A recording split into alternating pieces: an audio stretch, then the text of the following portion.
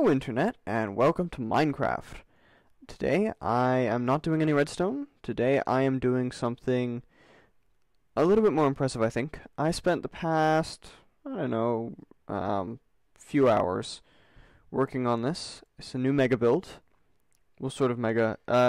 This bit isn't very big, so I'm just going to give you a tour of the inside. The nerds of you will get this pretty quickly. I'll tell you as soon as I'm finished showing you what it is. But this is going to be the start of a much bigger project where I build a lot more things from the same thing. So we have a basement down here. And there's a little treasure chest. Well, a big treasure chest, actually. And that is where the insert correct name of money here goes. I'm going to give it a little flyby. The outside of it is considerably fatter than the original. Alright guys, if you haven't guessed it yet, this is Link's house in Ordon Village from Twilight Princess. I got the idea, well, not really the idea, but I got the urge to build some of the sets from Legend of Zelda because it really is a very beautiful game. So I started off with Link's house. I just teleported to Ordon. I walked in, and the way I did it was I went into the door, and down... I would mouse over it, but I'm actually just going to look that way. But down in the lower left-hand corner, there's a little mini-map. If you've never played Legend of Zelda, that it's in a different place in the original ones, but in Twilight Princess, it's down in the lower left, and it shows you the shape of the room, and there's a little arrow, which is you, and it tells you which way you're pointing. So I would just walk up to a wall and say, "Oh, what's this?" Well, here's a treasure chest. I don't remember what was in it, because I did that ages ago. There's a little bookshelf, and there's a furnace, and that's that wall. And then I walked over to the desk, and I said, okay, well, that's that wall. And I drew out on graph paper, which I would show you if I could, film myself. I drew out the minimap on the graph paper, so I knew where everything was. So this is... The weird thing about Link's house, he doesn't actually have a bed anywhere. I looked everywhere, he just doesn't exist. So he doesn't spend a lot of time sleeping. It is somewhat dark when you set it tonight. But oh right, I had a fire in the fireplace, but it burned all the leaves. So I'm just gonna put a torch or something in there. I'll put a pumpkin.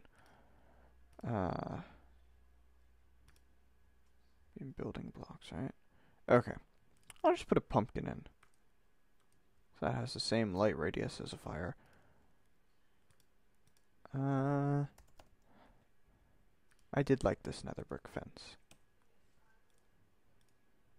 There. And the wood around here didn't catch fire, but when I put the leaves on the outside, it completely just went up in flames and started burning everything, so I had to put it all out. This basement is in fact dark in the game. You have to pull out your lantern to be able to see anything. It doesn't actually even reveal the minimap to you unless you pull out your lantern. And then you have the minimap after that, but it's a little disconcerting. And there's a little, or again, a big chest with purple rupee in, which is worth 50 money. This is, I think, where you start. You come down here and outside. Here, let me set it to day. Like right around here, I think, there are some targets, and you fire your slingshot at them once you get the slingshot, and that's like oh, well, we want the slingshot because it's a big shot thing, and you get the hero bow, and you're like, wow, this slingshot doesn't deal any damage at all. What was I thinking using that? I spent forever in the beginning bits of Legend of Zelda. So there's this little hollow bit right here. And I lit it up for whatever reason. I don't like dark spaces unless it's artistically supposed to be that way. I put it there because it looks better on the outside than the flat rectangular thing, but it does make this bit considerably fatter than it should be. This whole bulge right here is actually that added bit. Now, I believe I mentioned this in my very first video. I do not like sideways logs. Or let me rephrase. I like sideways logs, but I do not like the way they are placed. You can no doubt imagine with all the logs that had to be facing right side up, the amount of trouble those gave me. If anyone knows Dinnerbone or someone, or can get in touch with them, I hope that sideways logs get changed. Because I do like having that option, but it's just too annoying to place. My sister actually said she had an interesting idea where in creative mode you could have two types of logs, sideways ones and not sideways ones. And then you could just switch between them and get whichever one you wanted in creative mode, because it bugs her too. Yeah, that's right. I have a sister who plays Minecraft. I bet you don't have a sister who plays Minecraft. Are you jealous yet? Alright, no, I need to fiddle more. This is the mistake I always make when I'm drawing. I fiddle way too much. No, that little error is caused by my mouse. I'm using one of those Apple wireless mouses, and it's a great mouse. I really like it, but the scroll function, the sideways scrolling, works. So does up and down scrolling. So if I flinch my fingers a little bit, I grab a random thing in my inventory. And signs are a relatively annoying thing to grab, because you have to hit done and then smash them. You can't just break them. Alright, I'm done. I'm not touching it anymore. So yeah, that's Link's house. I'm going to try and keep it somewhat true to the game. So I believe if you walk this way, about here is where the targets are. And then there's some trees going off in that direction with a little curve that ends in a cliff around Link's house. If you go back behind the house from where I'm standing, you can get to the springs where you meet the first spirit, and you turn into a wolf and have to catch all the golden bugs and get the little things that look like teardrops inside of your gourd with the teardrop. I haven't done that quest in so long. Anyway, and when you go this way, yeah, about that way, that's where the full village is. I have the map for the layout of the village itself, but I don't have the inside of the buildings mapped out. For some reason, I don't know if it's because of where I am in the game, but when I went back, I would walk up to a house and I'd right click on the door and it says it's locked, and it's because it's nighttime. And I waited there for almost half an hour, and it did not change from nighttime to daytime for that whole period of time. I don't know if my game is broken. I'm gonna try again, but I do want to see the inside of those houses. So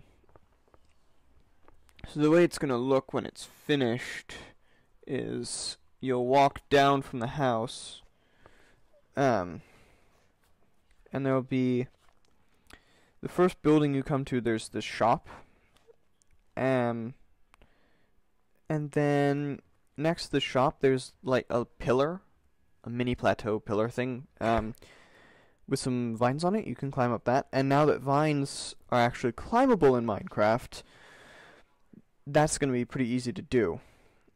And you can jump on top of the shop, and you go out and you call an eagle and you smash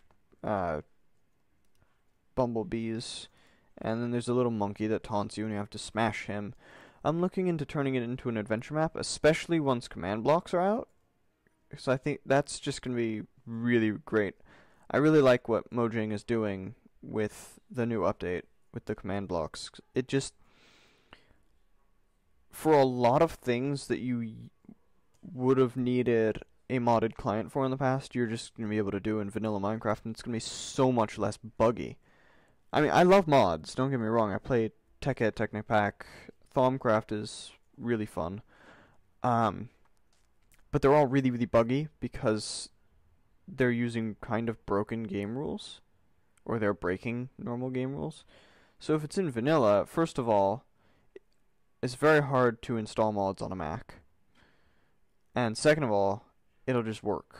And it'll be very smooth and very streamlined, so I can do a lot of things that I would need a modded client for.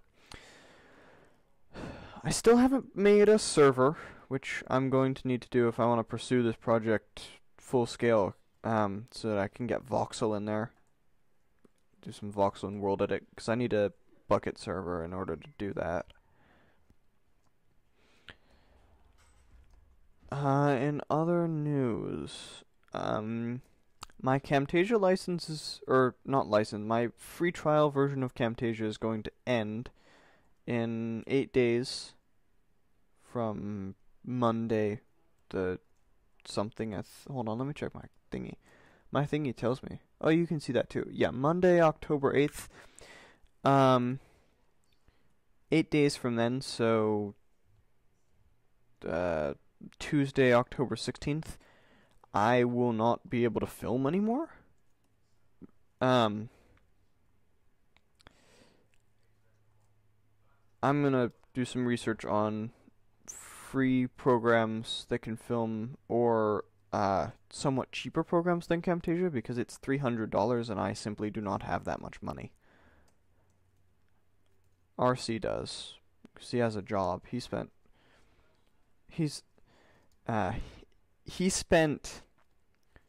9 hours a day for almost 2 months over the summer searching for jobs, and he got one like the last couple of weeks of summer break. I was gone for so much of the summer, I couldn't have done that, and I wouldn't have wanted to do that. Because not only did it take a ton of time, now he has to actually work. But he gets actual money. I don't. I get allowance money, and then I just save that for years.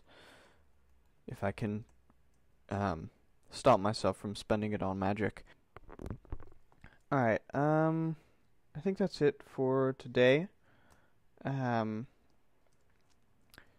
definitely look for more Twilight Princess coming up in the next 8 days, and then I'll try and do some stop motion animation, just work on that for a while, until I can figure out some alternative for Camtasia. Until then, this is JD the Arbiter, signing off. Thanks for watching, guys.